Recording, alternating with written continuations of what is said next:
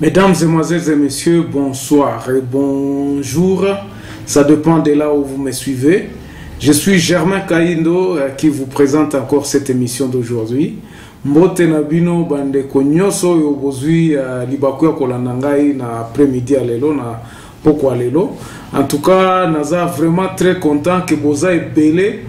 Quand je regarde les statistiques, je trouve que vous êtes vraiment en train de me suivre avec beaucoup d'attention. Alors, dans l'émission à lelo na Rubanda Kosala, je vais quand même essayer un peu de dénoncer, dans la première partie, de dénoncer ce qui se fait aujourd'hui. Bah fait oyo boza komona, o eza ko engouffrer biso toujours davantage. Il y a liboso eza comment nous sommes en train de créer, de fomenter notre président Tosala et dictateur. Yami Balé, nous allons parler de l'identité, de notre carte d'identité. Je crois dans mes émissions précédentes, vous voyez que Nazo Landa, Nazo Laksabino, Nazo Tangela Bino, Nazo essayer d'expliquer Bino, chaque province na batu oyo, na légitimité, banani yango baza bakoki komilo bake aweze pa na biso. Le Congolais est chosifié à tous les niveaux. Tozata na processus mon côté à kozwa mikanda. C'est le seul pays que moi je connais à ma connaissance où Tozana carte d'identité. Et puis imagine-toi que pays mobimba Tozana carte d'identité bazolo bakeno ba carte d'électeur ndeko constituer base de données à carte d'identité. Aussi au monango wapi na mboka nini yango. Je crois président de la République, donc il faut banda na kobongi sa base. Et c'est par la base où tu vas commencer à fomenter l'administration. Makambwangwe kendaka ndenge ni tia okoma na bani ministère. C'est très grave. Aujourd'hui nous sommes le 24 janvier. Ça va faire une année. Et président Nabiso aza vraiment donc naibité ce qui est là qui tanine, mais il n'a pas encore parlé sur la question d'identité. Il est en train d'être surpris que non côté kuna ba Nyamulenge ou tout ça. En dernier ressort tokolobe la paix makambo ya Beni makambo oyo salema sur terrain avec ba coup de fil na ba biloko nyoso nazo zo kanikolo. Donc voilà un peu ma solo auto solo la lelo. Donc on va parler d'abord sur les questions du jour au eza koleka et au eza kozindisa biso o mutunyo soto ayebi parce que je n'inventerai rien na kolobela ka ba makamoko de faits, de petits faits o eza kolakisa que non toza na place te tozo formanter ba dictateur. Deuxièmement, tu parler sur le makambo à identité et tu qui na makambo à Beni. Alors, entrons directement dans le vif du sujet. Makambo yotoza komona, tu vois, président de la République, c'est toi qui incarne le pays, c'est toi qui es à la tête du pays. Ne vous faites pas balancer à gauche et à droite. Président de la République, évitez ya kokende na bambongo na kati ya sakoshi lobi okeko tala batu okeko tikela bango $1500 $1500.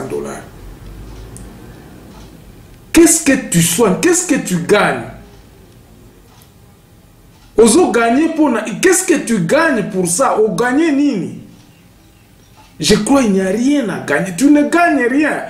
Ozo gagner batu bakobetelo maboko batu bakoloba fachi béton. Mais est-ce que c'est ça qui va développer le pays? Mutuana o pesa qui est soda wana o pesa qui est $1500 et ko salata un mois te. Tipwana kozongela kaka lisusu akokende kuna akolia mbongo wana esili akomi kozela lisusu. Et beaucoup de gens peuvent profiter de cette situation-là, balobi que non, ceux qui président à l'équina noir solution que le bonga et que zomate. Évitez cette histoire-là parce que mboka eza ya biso nyonso. Il faut que mutu na mutu place azali abanda kosala musala na ye. Et pour cela, cette impulsion-là doit venir de toi. Yonde mutu il faut pas cette impulsion na koloba que non. Solution ya justice ezate ke boya epa na ngai. Makambo etali ke ba sinistré il y a des départements qui sont là.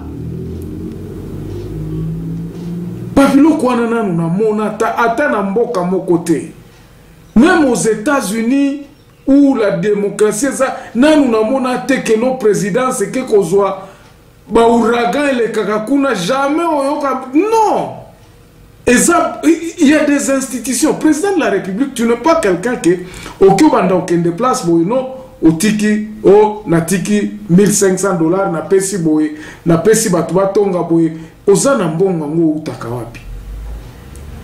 Moi je crois que pour montrer un peu au banda ko la sabatu ke ozo sala mais kako vivre na salaire na yo. Oleka ki na Londres batu batika likuna balobi non président ela kibisoni ni président. Est-ce que c'est comme ça que ça doit être? Yonde mtobandos okendakana valise mbongo partout. Les gens ont commencé ici en Afrique du Sud bazolo bakeno bakoyamba en février okoya awa ils vont s'organiser pour vous accueillir. Président, moi je vois toutes ces personnes-là, ce sont des hypocrites. Excusez-moi le terme, ce sont les gens de Djalelo qui vous induisent, en erreur.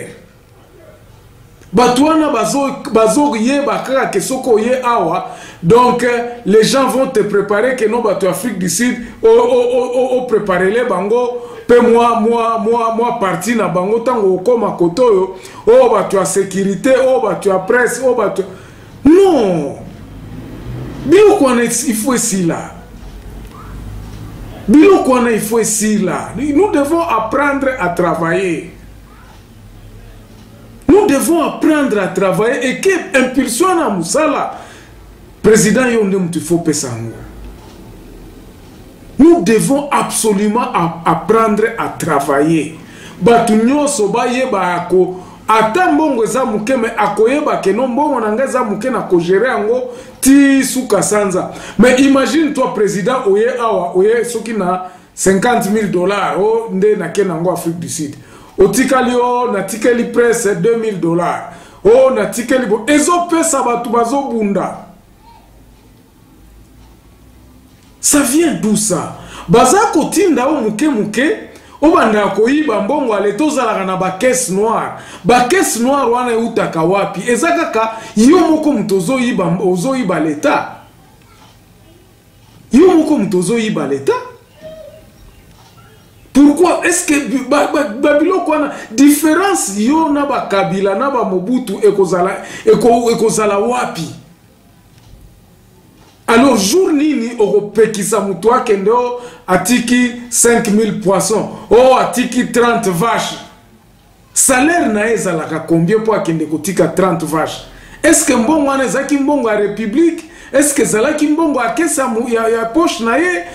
Donc, toutes ces histoires-là. Et quand on les a lancé un message que non, toza kaka awelo ko changer te.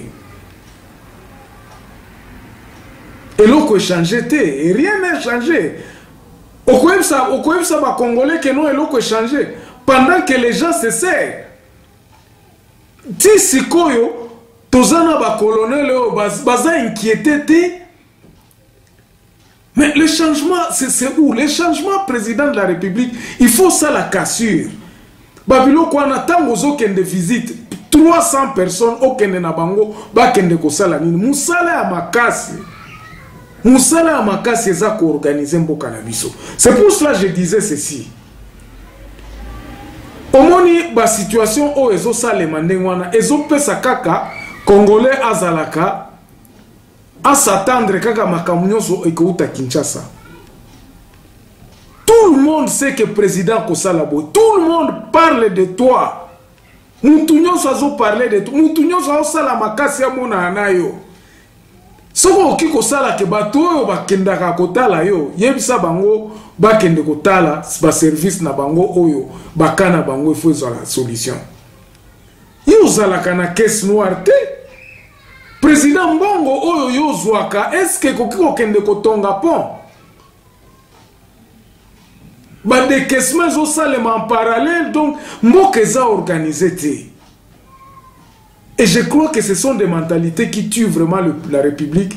Il faut tout s'assurer que Bamakambouana et Sili Natangwa Fachi Mutuna Mutuazo Sala Musala na place na ye Mutuna Mutuazo Zwa Mbongo Oyo et Sengeli Azwa Soki eza muke soki eza desa Bisonyo Sotole là Soki département Mokonde Mutebimisa Mbongo pona il faut que l'État continue à fonctionner normalement. Yo soki $5,000 nde ba pesa ko par mois vivre na nuna $5,000 wana tango zozo ambo ezala te batindika yo teke makambu nyonso ebanda kaka président de la République au président au gouvernement na biso mais bino bozo sala nini ce qui peut analyser les Kambwango bien parce que que non, vous avez des caisses noires, donc vous insinuez, quand vous dites que au Bimisi, je ne sais pas, Vasodana, Vazalaki, ceux qui 20, ceux qui combien, Mutuna Mutu 1500, tu calcules ça.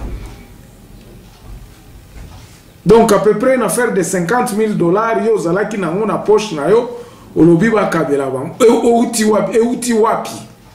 Ba makambu oyo, ya ba gouverneur bazalaka na ba tiroir bazo gérer ba mbongo moko bo gouverneur akenda kiboy ministre tel okenda na cabinet ministre abimise lio $100 o apesi boy asali boy biloko wana ifo esila biloko wana eza na sens te na république oyo eza organisé soki ba décaissement ya plete ko banda kozala na mukanda yo signé mukanda ke no bo pesa batu mbongo batu wana bazwa mbongo na ba chemin na nani légal donc ba yebi ke place oyo nde tango ekoti soki na banque na bana na ba caisse na bango ba biloko wana ba cash wana ça nous ezozongisa biso sima makasi et surtout que yonde président de la République na Belgique na Belgique ozana $50,000 na ambassade kuna bazota lelo balobi biso tozana mbongo te